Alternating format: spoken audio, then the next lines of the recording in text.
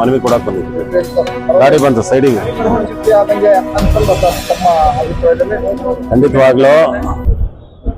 ಖಂಡಿತವಾಗ್ಲೂ ಬ್ರಾಹ್ಮಣ ಸಮುದಾಯಕ್ಕೆ ಇದು ಬಹಳ ಅಗೌರವ ತರುವಂತ ಕೆಲಸ ಮಾಡಿದ್ದಾರೆ. ಇದನ್ನ ಯಾರು ಸಹಿಸುವಂತದ್ದು ಅಲ್ವೇ ಅಲ್ಲ. ನಾವು ಎಲ್ಲಾ ಬ್ರಾಹ್ಮಣರ ಒಗ್ಗಟ್ಟಾಗಿನೇ ಇವತ್ತು ಇಡೀ ಕರ್ನಾಟಕದಲ್ಲಿ ಎಲ್ಲಾ ಜಿಲ್ಲಾದ್ಯಂತ ಇವತ್ತು ಅಟ್ ಎ ಟೈಮ್ ನಾವು ಮನವಿಯನ್ನ ಜಿಲ್ಲಾಧಿಕಾರಿಗಳಿಗೆ ಕೊಟ್ಟಿದ್ದೀವಿ. ಈ ಕೃತ್ಯ ಯಾರು ಮಾಡಿದ್ದಾರೆ ಅವರನ್ನ ಮೊದಲನೇದಾಗಿ ಡಿಸ್ಮಿಸ್ ಮಾಡಿ, ಜೊತೆಗೆ ಯಾವ ಕಾಲೇಜುಗಳ ನಡೆದಿದೆ ಆ ಕಾಲೇಜುಗಳನ್ನ ಮಾನ್ಯತೆ ರದ್ದು ಮಾಡಿ, ಜೊತೆಗೆ ಇವರಿಗೆ ಯಾರು ಮಾಡಿದ್ದಾರೆ ಅವರಿಗೆ ಒಂದು ಉಗ್ರ ಶಿಕ್ಷೆ ಆಗಬೇಕು. ಶಿಕ್ಷೆ ಜೊತೆಗೆ ನಮ್ಮ ಮಗು ಯಾವ ಮಗು ಎಕ್ಸಾಮ್ ಬರ್ದಿದೆ ಅದಕ್ಕೆ ಮಾನಸಿಕ ಸ್ಥೈರ್ಯನ ಇವರು ಕಳೆದಿದ್ದಾರೆ. ಆ ಮಗುದ ಏನಾರು ರ್ಯಾಂಕಿಂಗ್ ಕಮ್ಮಿ ಬಂದಲ್ಲಿ ಅದು ಕೇಳಿರೋಂಥ ಕಾಲೇಜಲ್ಲಿ ಅವರಿಗೆ ಇನ್ಸ್ಟಿಟ್ಯೂಷನ್ ಅಲ್ಲಿ ಅವರಿಗೆ ಸೀಟ್ ಕೊಡಿಸಿ ಅಂತ ಬಿಟ್ಟು ನಾವು ಮನವಿ ಸಲ್ಲಿಸಿದ್ವಿ. ಇದಲ್ಲದೆ ಮುಂದಿನ ದಿನಮಾನಗಳಲ್ಲಿ ಇದು ಪುನರಾವರ್ತಿ ಆಗ್ತಾನೆ ಇದೆ. ನಾವು ಹೋರಾಟಗಳು ಮಾಡ್ತಾನೆ ಇದೀವಿ. ಆದ್ರೂ ಸರ್ಕಾರ ಹೋದ ವರ್ಷ ಗೈಡ್ಲೈನ್ಸ್ ಮಾಡಿದ್ರು ಕೂಡ ಆ ಗೈಡ್ಲೈನ್ಸ್ ಅನ್ನ ಗಾಳಿಗೆ ತೂರಿ ದುರುದ್ದೇಶದಿಂದ ಈ ದುಷ್ಕೃತ್ಯನ್ನ ಮಾಡಿದ್ದಾರೆ. ಇಂಥ ಇವರಿಗೆ ಬರೀ ಸಸ್ಪೆನ್ಷನ್ ರಿವೋಕ್ ಇದಾಗ ಅವ್ರಿಗೆ ಭಯ ಇಲ್ಲ ಕಾನೂನು ಬಗ್ಗೆ. ಅದರಿಂದ ಡಿಸ್ಮಿಸ್ ಮಾಡಬೇಕು. ಮುಂದಿನ ದಿನಗಳಲ್ಲಿ ಒಂದು ಉಗ್ರ ಕಾನೂನು ತನ್ನಿ.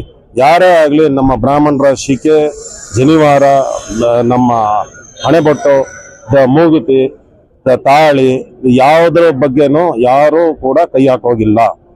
ಅದು ವಸ್ತ್ರ ಸಂಹಿತೆ ಅಥವಾ ಇನ್ನೊಂದು ಹೆಸರಿನಲ್ಲಿ ಇದನ್ನೆಲ್ಲ ಯಾರು ಕೈ ಹಾಕಿ ಅದನ್ನ ಅಗೌರವ ತೋರಿಸಂತ ಕೆಲಸ ಮಾಡಬಾರದು. ಅದಕ್ಕೆ ಉಗ್ರ ಕಾನೂನು ತನ್ನಿ ಅಂತ ಬಿಟ್ಟು ನಾವು ಮನವಿ ಸಲ್ಲಿಸಿದ್ವಿ. ಸರ್, ಕೆಲವು ಸರ್ಕಾರಿ ಅಧಿಕಾರಿಗಳು ದುರ್ವರ್ತನೆ ಮಾಡ್ತಾವ್ರೆ ಸರ್. ಇದು ಉಚ್ಚೇಷ್ಟೇನಾ ಇಲ್ಲ ಸ್ವಯಂಕೃತವಾಗಿ ಬೇಕಂತಾನೆ? ಅಲ್ಲ, ದುರುದ್ದೇಶವಾಗಿ ಮಾಡಿದ್ದಾರೆ ಅಂತಾನೆ ತನಿಖೆಯಲ್ಲೇ ವರದಿ ಬಂದಿದೆ. ದುರುದ್ದೇಶವಾಗೇ ಮಾಡಿದ್ದಾರೆ. ಅವ್ರ ಉದ್ದೇಶ ಅದಕ್ಕೆ ಅವರಿಗೆ ತಕ್ಕನಾದ ಶಿಕ್ಷೆ ಆಗ್ಲೇಬೇಕು. ಅವರಿಗೆ ನೀವು ಕೋರ್ಟಲ್ಲಿ ಅದಕ್ಕೇನು ಕಾನೂನಲ್ಲಿ ಏನಿದೆ ಸರಿ ಅದೊಂದು ಶಿಕ್ಷೆ ಆಗ್ಬೇಕು. ಜೈಲಿಗೆ ಕಟ್ಟಿದ್ರೆ ಅವಾಗ ಬುದ್ಧಿ ಬರುತ್ತೆ, ಇನ್ನೊಬ್ಬ ಮಾಡೋದಿಲ್ಲ ಇಂಥ ಕೆಲಸ. ನಿನ್ನೆ ರಾತ್ರಿ ವಿಶ್ವಕರ್ಮ ಹೋದವರ ಸೋಮೇಶ್ವರ ಮುಖ್ಯಮಂತ್ರಿ ಉಪಮುಖ್ಯಮಂತ್ರಿ ಹೌದು ಅವರು ಕೂಡ ಖಂಡನೆ ಮಾಡ್ತಾ ಇದ್ರು. ಖಂಡಿಸ್ತೀನಿ ಅಂತ. ಹೌದೌದು, ಎಲ್ಲರೂ ಸರ್ ಇದು ಮನುಷ್ಯರಾದವ್ರು ಯಾರು ಒಪ್ಪಂತದ್ದಲ್ಲ. ಇದನ್ನ ಇವರು ಮೃಗೀಯ ರೀತಿಯಲ್ಲಿ ಮಾಡಿದವರು. ಯಾವ್ದೋ ಒಂದು 18 ವರ್ಷದ ಹುಡುಗನ ಮೇಲೆ ಇಂಥ ಕೆಲಸ ಮಾಡ್ತಾರಲ್ಲ, ಮನ್ಸಾದ್ರೆ ಹೇಗ್ ಬರುತ್ತೆ? ಅವನು ವರ್ಷಗಟ್ಲೆ ಅವನು ಪ್ರಿಪರೇಷನ್ ಆಗಿ ಅವನು ಜನರಲ್ ಮೆರಿಟ್ ಇವರು ಕಷ್ಟಪಟ್ಟು ಓದಿ ಅವನು ಟಾರ್ಗೆಟ್ ಇಟ್ಕೊಂಡಿರ್ತಾನೆ. ಇಂಥ ಕಾಲೇಜಲ್ಲೇ ನಾನು ಸೀಟ್ ತಗೋಬೇಕು, ಇಂಥ ರ್ಯಾಂಕ್ ಬರಬೇಕು ಅಂತ ಬಿಟ್ಟು ಅಂತವ್ರ ಮಾನಸಿಕ ಸ್ಥೈರ್ಯ ಕುಗ್ಸಕ್ಕೆ ಇಂಥ ಕೆಲಸ ಮಾಡ್ತಾ ಇದಾರೆ ಅಂದ್ರೆ ಇವರು ಮನುಷ್ಯರನ್ನಕ್ಕಾಗತ್ತಾ? ಅಲ್ಲ, ಮುಖ್ಯಮಂತ್ರಿಗಳಿಗೆ ಈ ರೀತಿ ನಿಮ್ಮ ಗೈಡ್ಲೈನ್ಸ್ ಅನ್ನ ಗಾಳಿಗೆ ತೋರಿದ್ದಾರೆ. ಅದರಿಂದ ಇಂಥ ಕೆಲವು ಸರ್ಕಾರಿ ಅಧಿಕಾರಿಗಳನ್ನ ಇಮಿಡಿಯೇಟ್ ಆಗಿ ನೀವು ಡಿಸ್ಮಿಸ್ ಮಾಡಿ ಜೈಲಿಗಟ್ಟಿ ಅಂತ ಬಿಟ್ಟು ನಾವು ಅವ್ರಿಗೆ ಹೇಳ್ತೇವೆ. ಮತ್ತೆ ಸರಿಯಾದ ಒಂದು ಕಾನೂನು ತನ್ನಿ, ಇದಕ್ಕೆ ಮುಂದೆ ಯಾರು ಮಾಡಬಾರ್ದು ಇದನ್ನ ಅಂತ ಬಿಟ್ಟು ಮುಖ್ಯಮಂತ್ರಿಗಳ ಮನವಿ ಮಾಡ್ತೀವಿ. ನನ್ನ ಹೆಸರು GR ಪ್ರದೀಪ್ ಅಂತ, ಅಖಿಲ ಭಾರತೀಯ ಬ್ರಾಹ್ಮಣ ಮಹಾಸಂಘದ ರಾಜ್ಯಾಧ್ಯಕ್ಷ. ಚೆನ್ನಕೇಶ್ವ ಅಂತ ವಿಶ್ವಕರ್ಮ ಮಹಾಸಭಾದ ಅಧ್ಯಕ್ಷ. ನಾವು ಅದನ್ನ ನೋಡಿದ್ರೆ, ದಿನೇಶ್ ಸರ್ ಮಾತಾಡಿರೋದು ನೋಡಿದ್ರೆ, ಅದು ನಾವು ಶಾಸ್ತ್ರಬದ್ಧವಾಗಿ ಹಾಕೊಂಡಿರ್ತೀವಿ.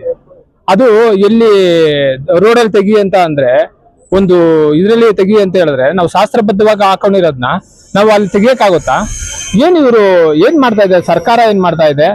ಮತ್ತೆ ಇವರು ಯಾವ ತರ ಅದರಲ್ಲಿ ಕಾಪಿ ಚಟ್ಟಿ ಇಟ್ಕೊಂಡು ಹೋಗೋಕ್ಕಾಗತ್ತಾ, ಮೂಗುತಿಲಿ ಇಟ್ಕೊಂಡು ಹೋಗೋಕ್ಕಾಗತ್ತಾ?